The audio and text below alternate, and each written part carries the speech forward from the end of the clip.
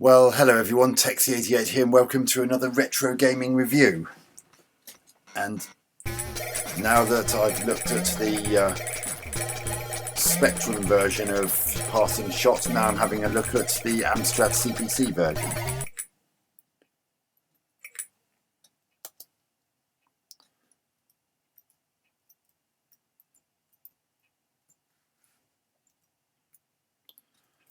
And it seems to have very different controls to it, because on the Spectrum version it was QAOP. On the Amstrad version it seems to have changed that to something completely different.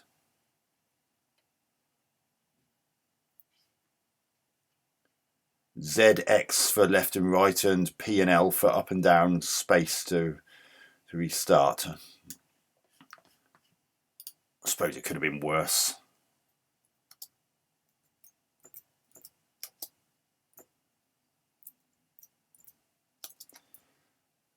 Those characters look a bit blocky, I have to admit. Although the maps at the top don't look too bad, and the typeface isn't too bad either. It's just those two people at the bottom, they look really quite blocky. Okay. Let's see what level 3 is like. I did level 2 on the USA final. Well, oh dear.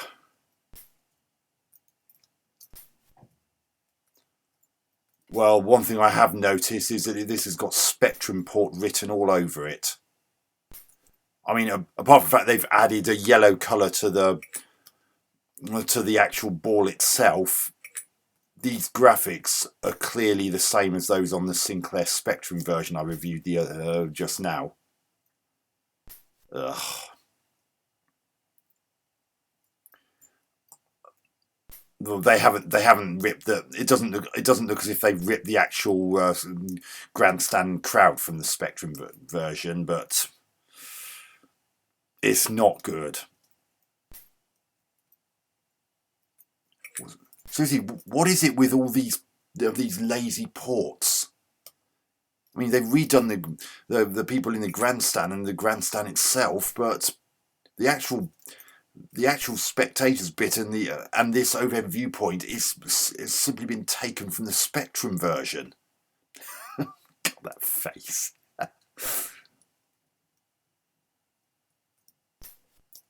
Oh goodness me!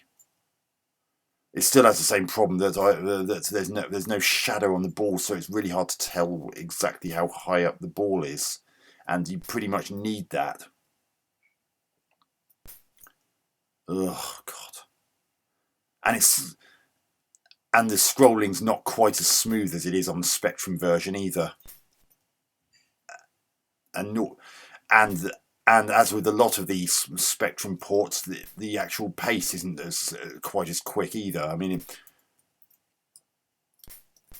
oh dear.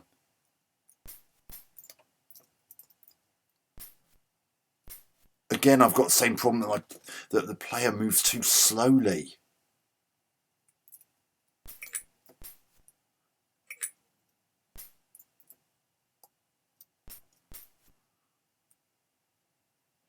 And notice how the ball's see-through. You could actually see the lines underneath the ball there.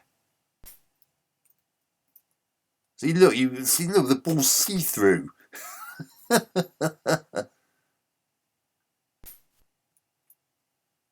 How on earth did my opponent miss that? Maybe they're having trouble telling how high up the ball is. Oh, God. Oh, that face. Oh, dear me.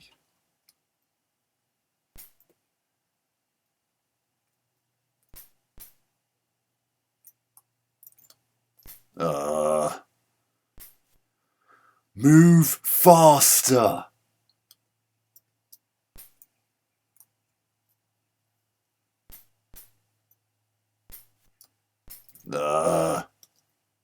Again, I could probably got that if she would move a bit quicker. Oh God! What's that clicking sound I keep hearing every so often?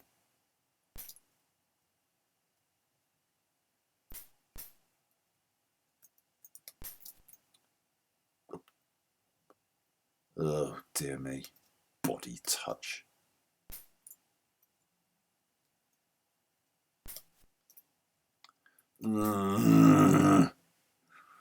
It's so hard to tell how high the ball is because there's no shadow.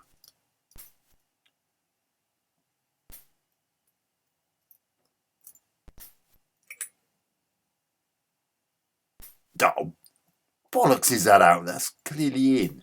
It was more...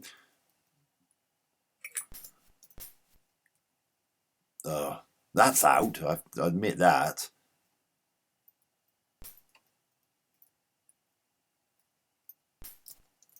Oh,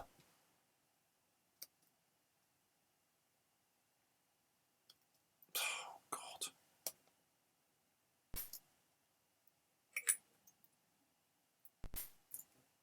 What is that clicking sound?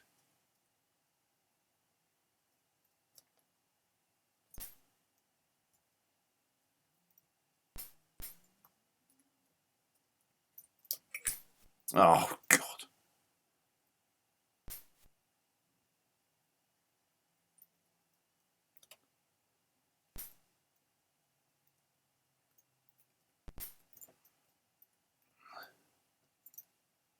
No, I let that go because I knew it was going to be out. Again with the clicking sound.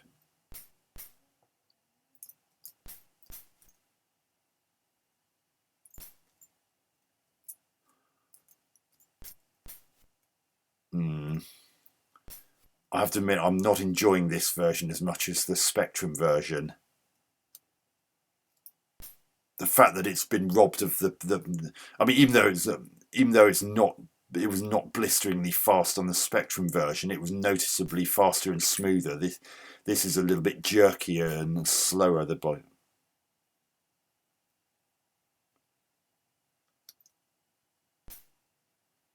Why was that ball miserable? I won that point.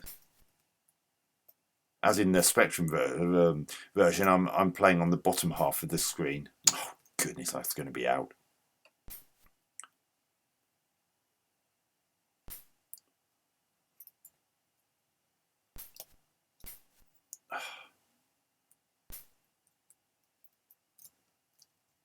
Ugh.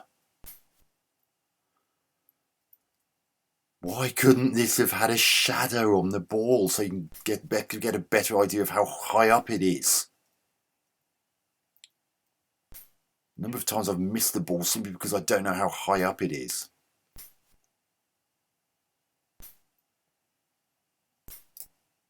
Oh, I couldn't... Oh, goodness me. Even the way those facial expressions on that ball are animated are not as slick as they are on the Spectrum version either. No, that's out.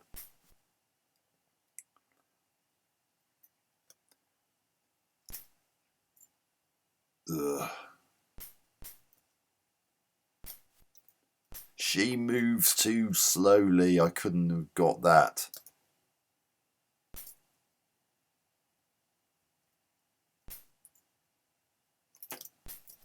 Oh.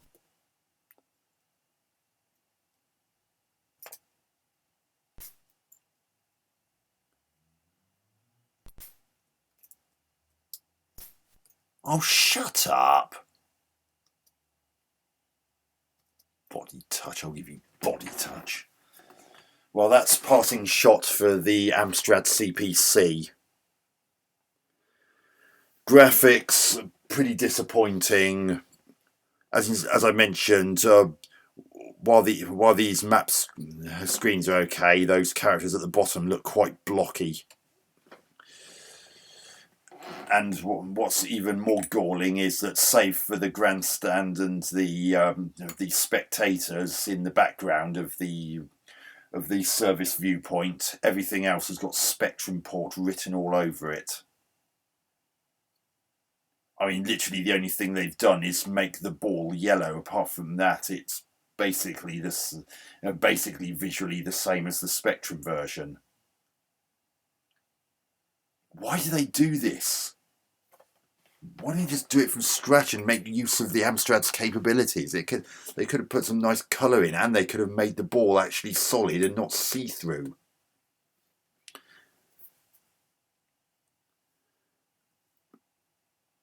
Sound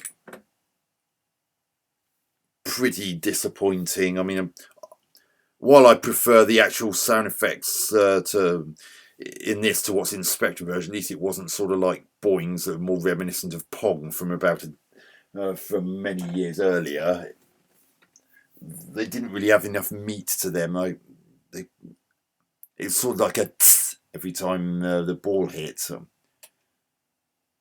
But they could have done with being a bit more prominent, and it's a shame there's no music or even some white noise from the crowd to add a bit of atmosphere. I'm sure that the Amstrad could have handled something. It's just deathly silent. I mean, on the Spectrum there was the choice of that music. While the music itself wasn't exactly going to set the world alight, at least it had the option. This doesn't, from what I can make out, and it just feels like a somewhat disappointing overall experience. Gameplay. Another thing that spoils the overall experience is the fact that this does not run quite as smoothly or as quickly as the Spectrum version, which also impacts on gameplay. And it's just a pain that had they perhaps done it from scratch and made better use of the Amstrad's capabilities, they could have actually had the game running at a respectable rate. But unfortunately, it was not to be, and instead we got a lazy Spectrum port that runs noticeably slower and jerkier than its Spectrum counterpart. And it still has the same problem that the players both move too slowly, and some returns that should ideally have been possible are not. And of course the same problem that there really needed to be a shadow on the ball to make it a bit easier to tell just how high up from the ground it was, to get a better idea of when to start swinging your player's racket.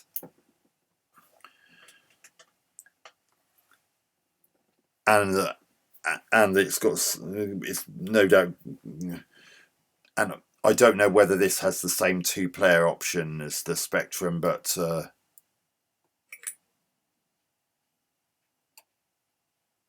it doesn't say it does in the instructions, whereas it specifically said that it offered that in the Spectrum version. I expect it does, because it does have a two-player option, but I wonder whether it's got the same problem as the Spectrum version, that you can't play against one another.